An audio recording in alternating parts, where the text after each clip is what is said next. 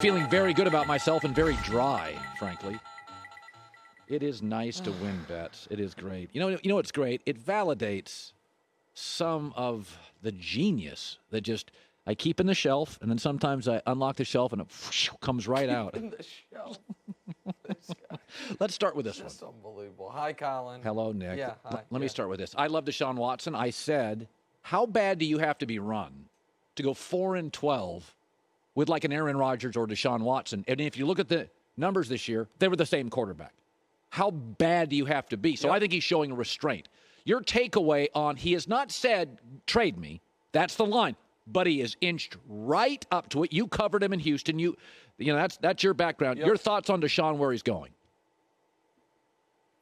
Well, I think the scariest team in the league, the only team that could go into next year as the favorites to win the Super Bowl, other than the Chiefs, when the Chiefs will obviously be two-time defending Super Bowl champions at that point, would be the San Francisco 49ers if they got Deshaun. Could you imagine Kyle Shanahan's offense? You get Bosa back. You get a lot of the players back from injury, George Kittle.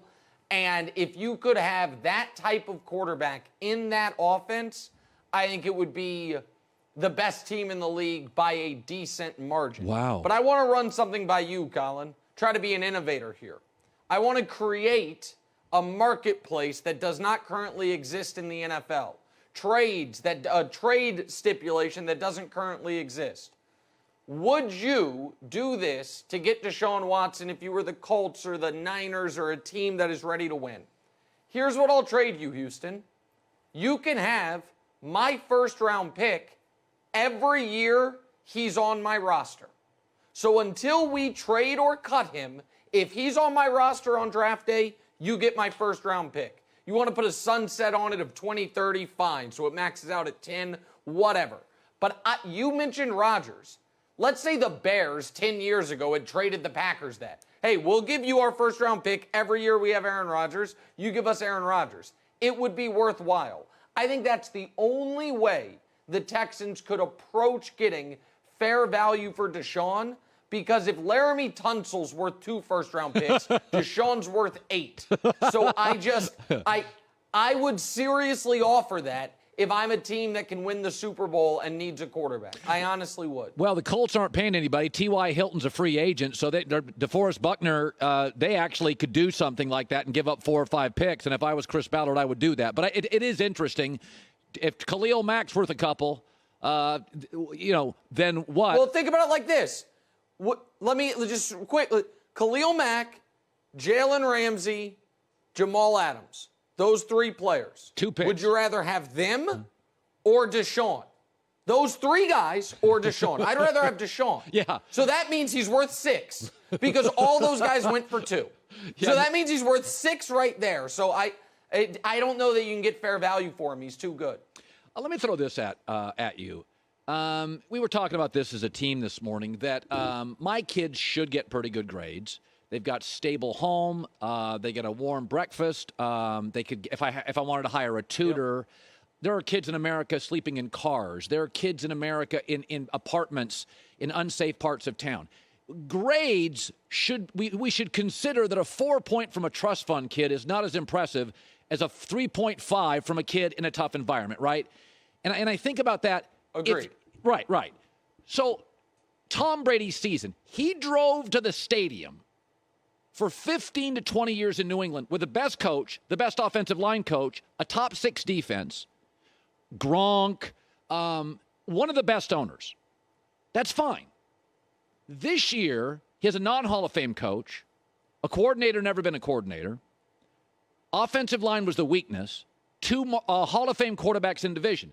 That I said this morning, I said, if he beat Green Bay, I could make the argument it's a top 2 to 3 season, if not the best season, if you consider what he overcame. You agree? That's right. I agree with that. Especially if we grade on the curve, a little bit of a curve because of the age.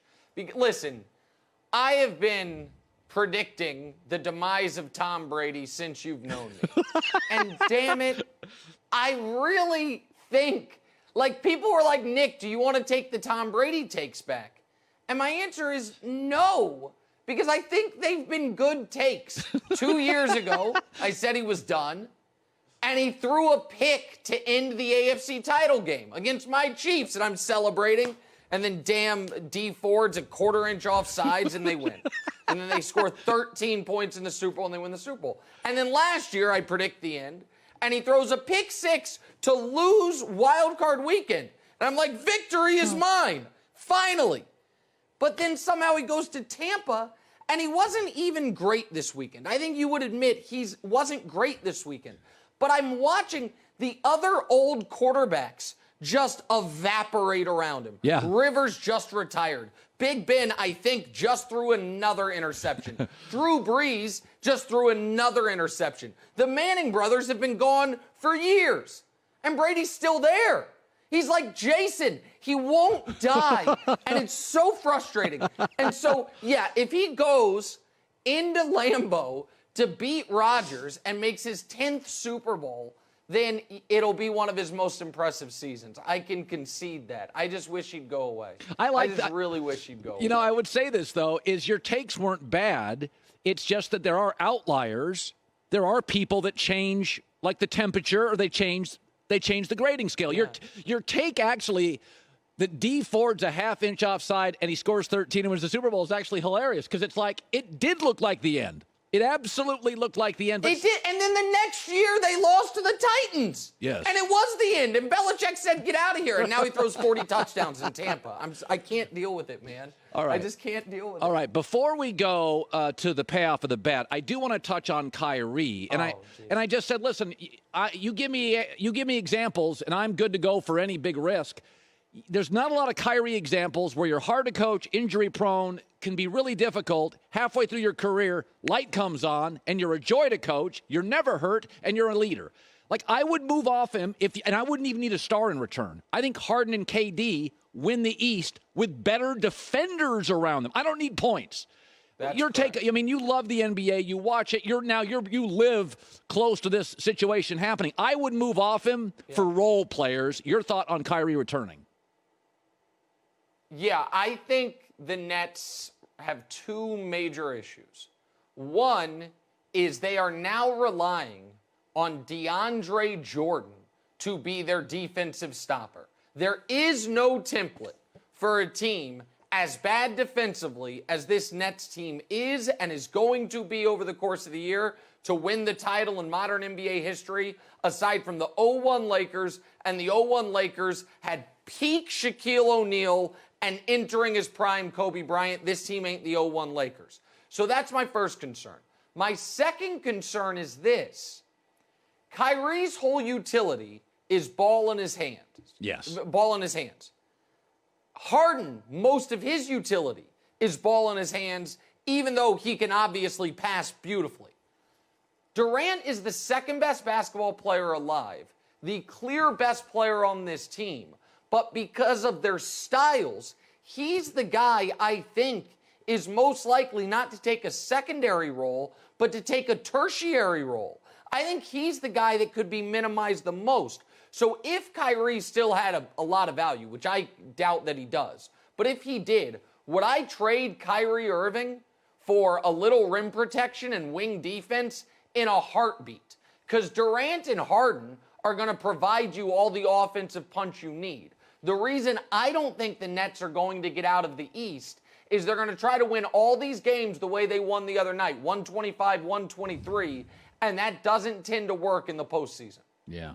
Before we get to the big payoff for the bet, I do want to start with this. I thought Kansas City was really, really impressive.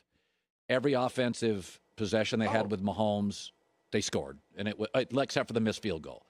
And I thought they'd be rusty, and they weren't, and it was effortless, and they didn't have a top running back and a top receiver. I acknowledge if I had heard hierarchy this morning, I would put I would go. Oh. I would. I'm always willing to adjust. I would put him above Buffalo.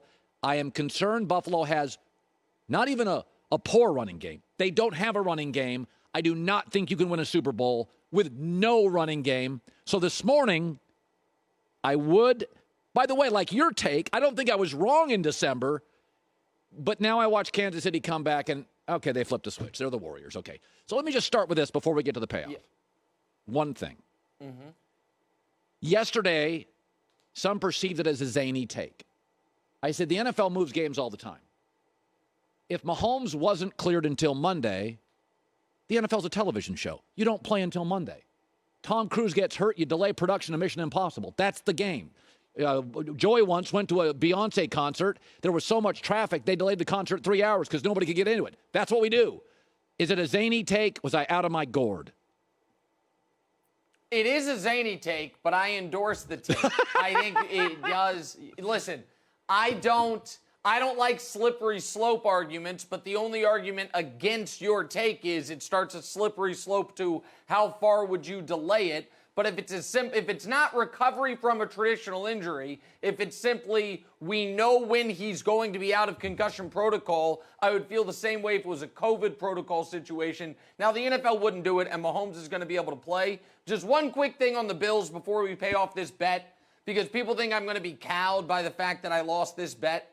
I will triple and quadruple down on this weekend's game because, Colin, you mentioned you're worried about the Bills' running game, and I get it. Hey, last week they were like, hey, Josh Allen, we're going to rely on you entirely for the first half. It's all in your hands, and he rewarded them with 3 points.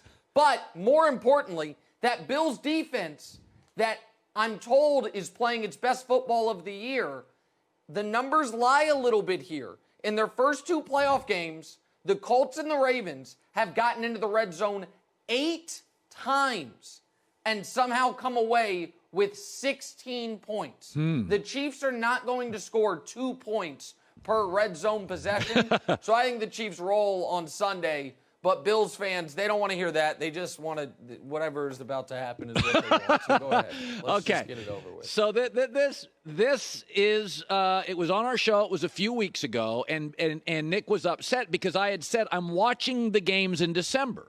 And the Bills are a Hail Mary from like a 10-game winning streak, and they're really playing well. Now, we do know that postseasons change. Baltimore's been great in the regular season, not as good in the postseason.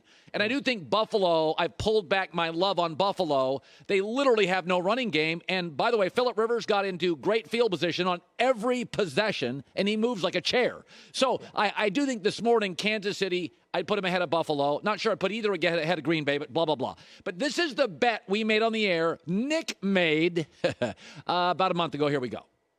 Let's bet this. The loser has to do this in homage to the Bills Mafia on TV. If the Bills make the conference championship game or further, I will do that. And if they go one and done in the playoffs, you will do that. That's the wager. I'm a man of my word. I'm a man of integrity.